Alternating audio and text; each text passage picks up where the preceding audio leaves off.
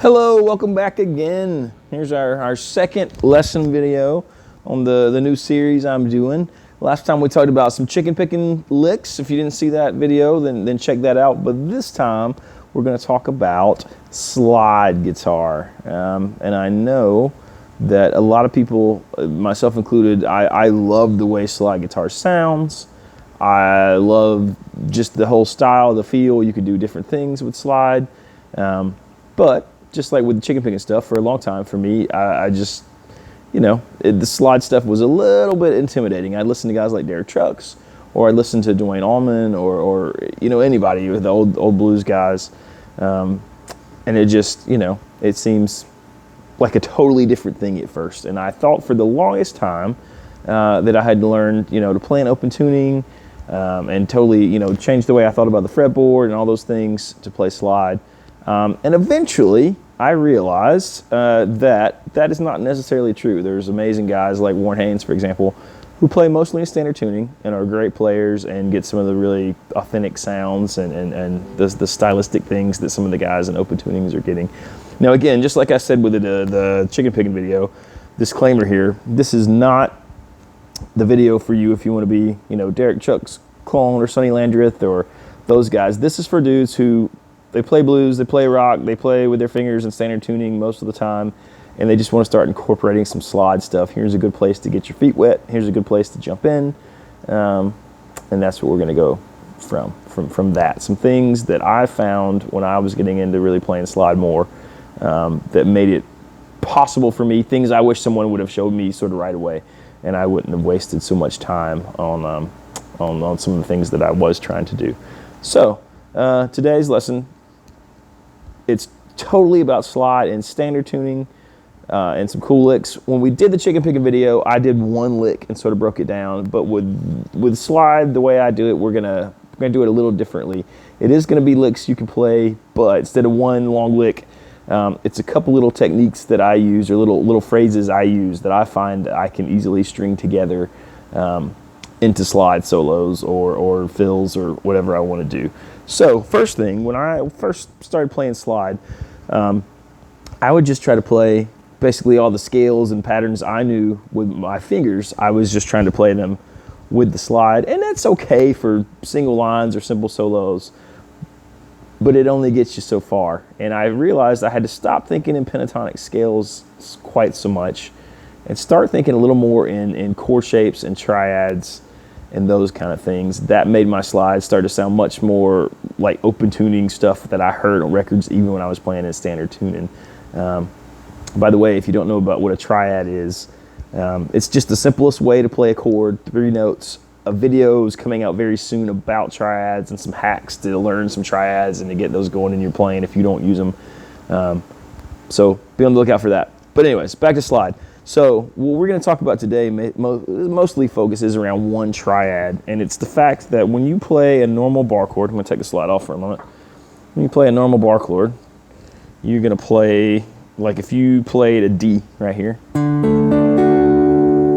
you're barring all 3 of those notes on the 7th fret, which is just like an A chord up here, but instead of, I can move that anywhere, like that's an A. That's a B, C, D. That's a triad. That's a really simple way to play a triad.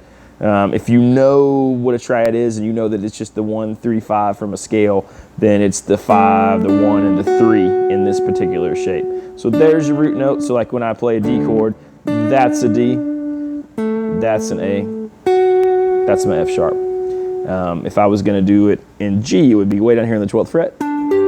It would just be the D string, the G string, the B string. And that's actually a D, G, B. Not super important for our lesson today, but worth knowing. So if you don't know what a triad is, go look it up. Go watch YouTube videos on it.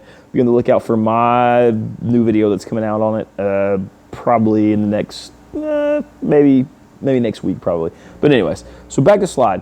The reason that shape is so important for slide players is because when you put on a slide, obviously, it's tough to do that with the slide, It's tough to play a shape like that with the slide, but anything that's on the same fret that I can bar, suddenly I can play it.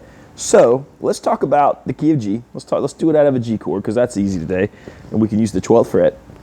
And let's just work on playing the 12th fret on the D string, the G string, and the B string, and with our slide. Now, a couple simple things about slide. We're going to do this quick because I'm kind of assuming that you play a little, you've messed with slide, but if not, these are all things you can look up. First thing about slide is it's like a giant movable fret. So you can't play in the space like you do with your fingers. You're actually going to play over the metal of the fret to be in tune with a slide. That's why your vibrato is so important on slide, because it can cover up bad intonation. But yeah, you want to be right over the actual fret wire when you play slide. So like if I played where I normally would with my finger, I'm going to sound a little bit flat, right over the fret wire. So on the 12th fret, we're actually playing the metal bar right there with our slide. That's our G chord. Now, the other thing about slide, a lot of it is about muting. It's about keeping these fingers on your left hand sort of dragging behind that slide. It gets rid of a lot of the unwanted noise. Again, if you don't know about that, if that's your first time hearing about that, go Google some very beginner slide tutorials.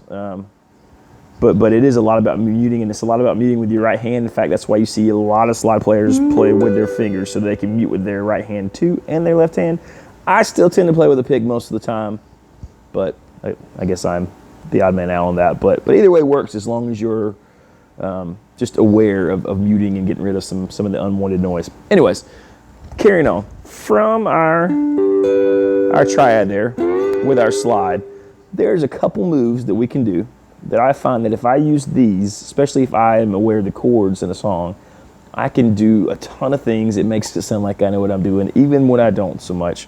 Here's the first one. If that's my chord, 12th fret, first thing I can do that sounds really cool is on the B string, I can come back one fret on the slide. So now on the 11th fret, it's hard to see with the slide on, but I'm on the 11th fret on the B string, and I'm gonna slide back to 12, and then as soon as I'm there while it's ringing out, I'm gonna play 12 on the G string, and I get this kind of sound. And then I can pick any of those other notes in the chord that I like. So with the guitar turned up.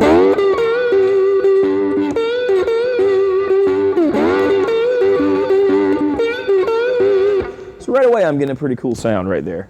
But if I add on the G string, if I come back to the 10th fret, now this is a cool note because this works great in bluesy stuff because this is the flat 7 of the G chord. It's the F in the G chord. So when I play that, I'm getting a sound that sounds a lot like my G7 chord. So if I combine that with the first thing I showed you, where we're coming on the B string, we're going 11 to 12. And then on the G string, we're going all the way back 10 to 12. I can put some things together a lot like this. Here's a simple one that I do a lot. So I'm going to play the chord. Then I want to go 11 to 12. And then 10 to 12. So it's going to look like and sound like this.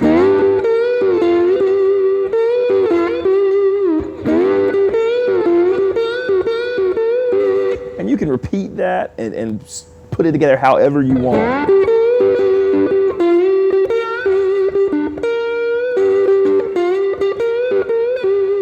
A lot of it is how slow you are when you're walking into that. And it also is, you know, it's just the phrasing and the you could do whatever you want with the vibrato and the phrasing, but that's just a great jumping off point.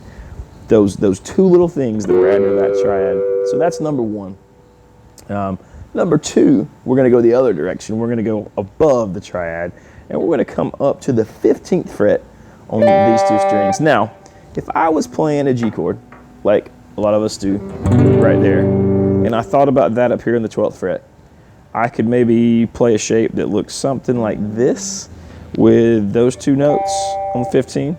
And then instead of having open strings, I maybe could cover that with my finger. So I'd have 15, 15, 12, 12. And then maybe up here I might have 14, 15. That would be like me capo on the 12th fret playing a G chord. But I don't care about the low strings. I only care about these two high strings.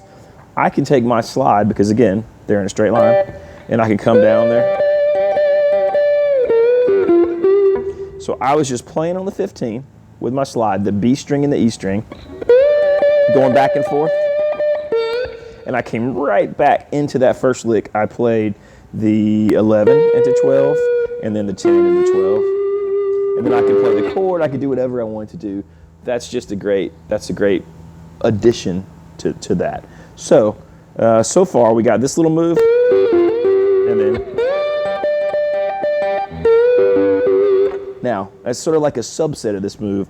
If you play this thing where you are going from 15 all the way back to 11 and then back into 12, if you can kind of catch that note and just put a lot of feel into it and just slowly go back and then end on the G, it sounds something like this.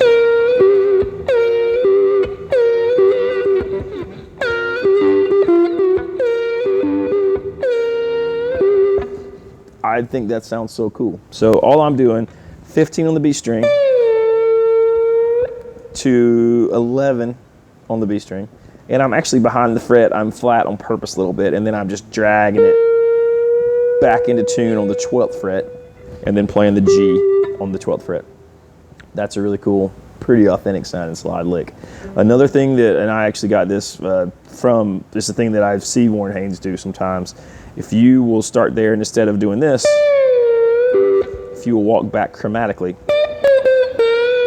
So I hit 15 on the B string, 14 on the B string, 13. Then instead of going straight to 12, I slid there from 11.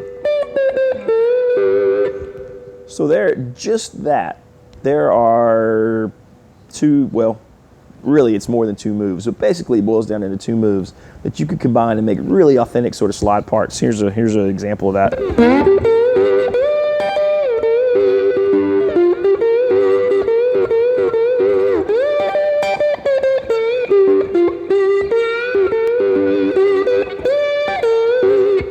You know, you could do that all day long.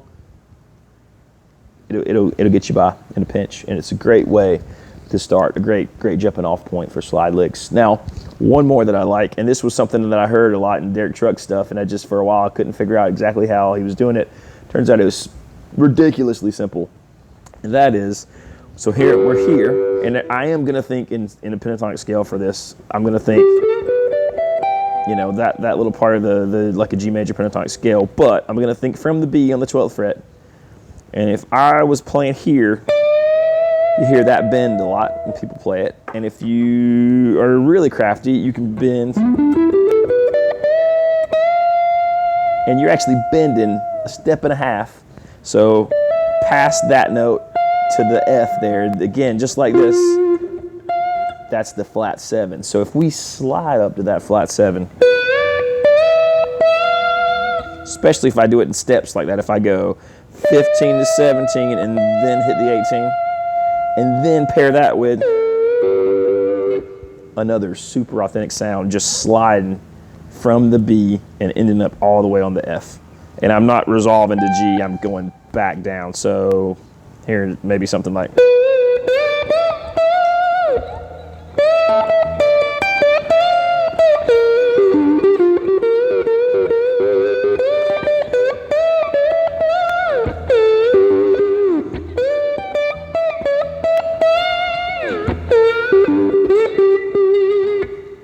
So there's kind of our three moves that'll really get you started on slide stuff. Now, I know that that's a G. So if you learn something about the triads, or you know triads already, you know that triad, you know that this is a C and this is a D, you could actually play rhythm in a whole song or a solo using those moves, switching chords. So if let's say the first chord is a G, and then a C's coming, I can go right back to. Same things, I just base it around the 5th fret. I'm not really thinking scales here at all. I'm just thinking those moves over that chord. Then the next thing, I could be a D. Say the next chord is a D. I could do the same thing from the 7th fret. And then back to G. So I'm just going to do that for a second and let you see how I'm going to put those moves into those 3 chords.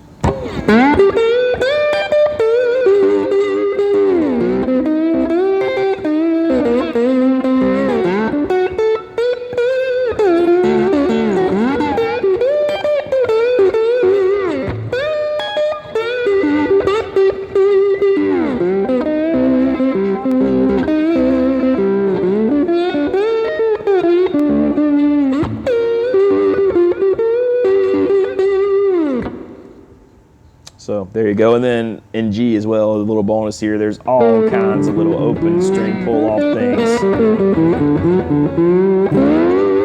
They work as well too, right out of this pentatonic shape.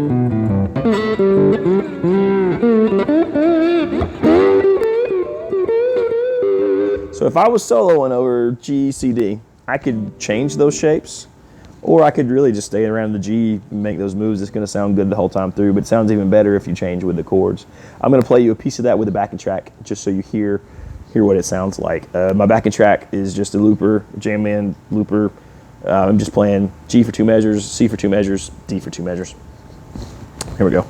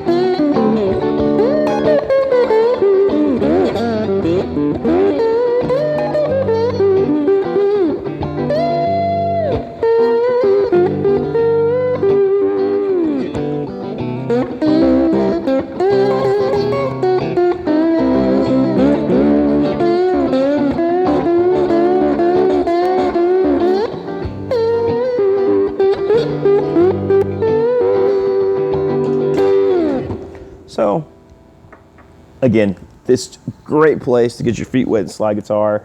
So if you want to play slide guitar, you want to play in standard tuning, yeah, have at it. And then things to think about, again, not really focusing on these things in this lesson, but muting with your left hand.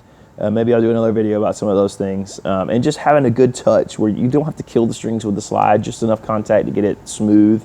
Obviously a little overdrive helps, but any kind of compression helps. So overdrive only makes it better because you're getting a little more compression. You get that kind of singing, sustained notes. But yeah, even if you get your touch right, even a nice clean amp with a little reverb, it sounds pretty amazing. Slide's super fun.